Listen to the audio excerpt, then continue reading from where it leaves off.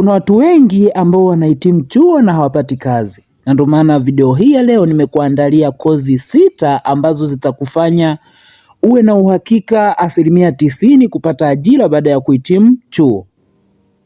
Lakini bila kusahau uwe na uwezo mkubwa wa kujiajiri bila kutegemea serikali au taasisi binafsi kukuajiri. Kozi ya kwanza ni kozi ya afya. Kozi ya afya inakuhakikishia kupata ajira kwenye taasisi binafsi lakini pia serikalini, kwa sababu madaktari saizi wanahitajika na manesi wanahitajika wa kutosha, kwa sababu magonjwa yanazidi kuongezeka na mambo yanazidi kuongezeka, ajali, vitu vingi sana vinavyoongezeka kwenye jamii kwa sasa ambavyo vinahitaji dokta ama mtu wa afya aweze kutatua hizo changamoto. Ukiachana na magonjwa, ajali na vitu vingine, mtu ambaye amesoma kada ya afya anaweza pia kuanzisha ofisi ya kwake mwenyewe, kwa sababu anaweza kupata mandate yote ya kusajili, kama ni duka la dawa ama pharmacy, chochote anaweza kusajili kwa sababu tayari ana hiyo elimu na ana huo ujuzi, ni kwamba anaweza pia kujiajiri. Kozi ya pili inayokuwa kwa kasi ni kozi ya IT. Kwa sasa vitu vingi sana vinahitaji IT kuviendesha. Kwa sababu gani?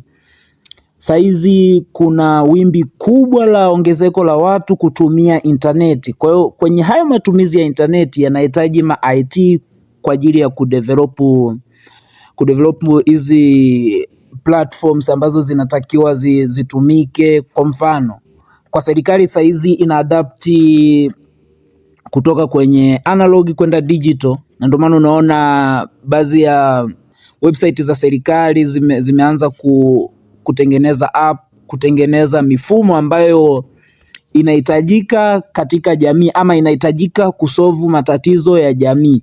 Kwenye hiyo mifumo inayotengenezwa inahitaji watu. Sasa hao watu ndio watu ambao watakuwa wamesoma IT pamoja na teknolojia ya kompyuta. Bila kusahau ni kwamba ni hivi, kwa saizi pia mtaa unahamia kutoka kwenye analog kwenda digital.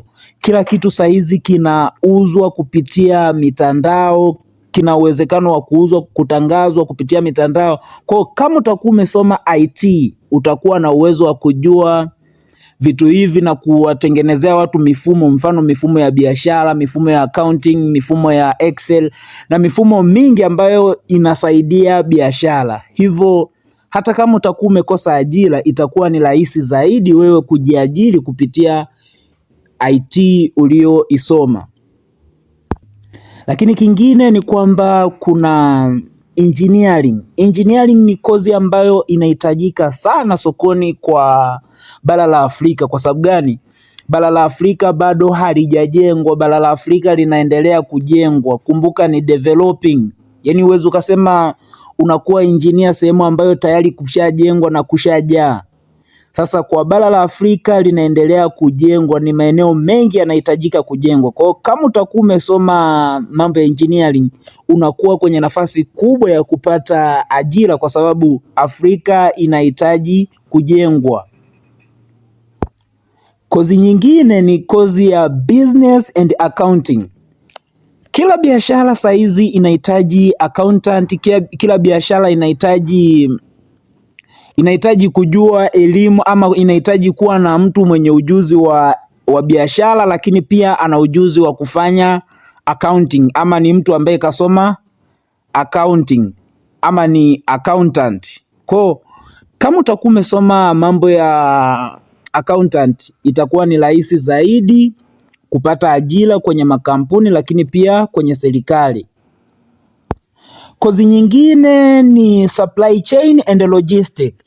Sasa kwa sasa Tanzania na mataifa ambayo yapo Afrika yanaingiza bidhaa nyingi kutoka China, kutoka Dubai, kutoka wapi. Kama utakuwa umesoma mambo ya supply chain and logistics, ni rahisi zaidi kupata ajira bandarini, ni rahisi zaidi kupata ajira kwenye mambo ya usafirishaji kutoka labda China kuja Tanzania, kutoka wapi kuja Tanzania. Ni rahisi zaidi kupata ajira kwenye hizo sehemu, lakini pia ni rahisi kujiajiri kama utakuwa na mtaji wa kutosha. Ya mwisho ni marketing and sales. Ukisema marketing and sales, unakuwa unahusika na masoko na mauzo.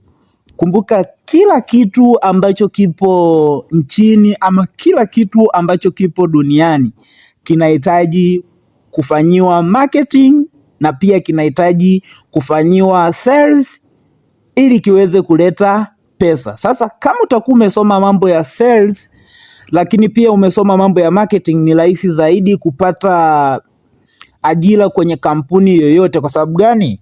Kila kampuni inahitaji kupata mtu ambaye atakuwa ana promote bidhaa zao na apatikane mtu ambaye atakuwa na uwezo wa kuuza bidhaa zao. Wanapataje huyo mtu? Ni mtu ambaye atakuwa amesoma mambo ya marketing. Na kwa sasa marketing kama marketing peke yake haitoshi kukufanya wewe uajiriwe. Soma digital marketing. Digital marketing ina evolve kwa kasi kubwa sana kwa sababu teknolojia inazidi kupanda kwa kasi. Kwa hiyo kama utakuwa umesoma mambo ya digital marketing na umejua namna ya kupromote bidhaa kupitia marketing ya digital na umeweza kufanya umejua namna ya kuuza vitu kupitia mtandao, cross sales, ni rahisi zaidi kupata ajira kwenye taasisi ama kampuni yoyote. Na kumbuka hizi ni kozi ambazo zinahitaji sana matokeo. Kama utakuwa na matokeo mazuri, kila kampuni itakuwa inakung'ang'ania uwe mwajiriwa wao. Lakini pia unaweza ukawa consultant, ukawa unatembelea makampuni, wanakulipa kwa kutoa ushauri, kwa kutoa mbinu, kutoa mambo mengi yanayohusiana na marketing ama digital marketing.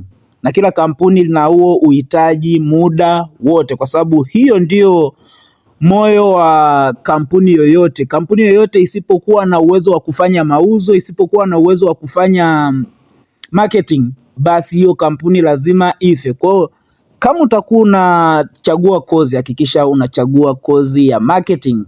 Specifically uchague kozi ya digital marketing. Kama itakuwa ni mara yako ya kwanza kutembelea katika chaneli hii, hii ni A Online TV Tanzania, hakikisha una subscribe, una comment, lakini pia una like na kushare. Mimi ninayeongea naitwa Ayubu Mwile, mimi ni mwalimu lakini pia ni digital marketer. Karibu sana A Online TV, na ukitaka kufollow page zetu za digital marketing, tunapatikana Instagram kwa Digital Marketing Tanzania. Karibu sana.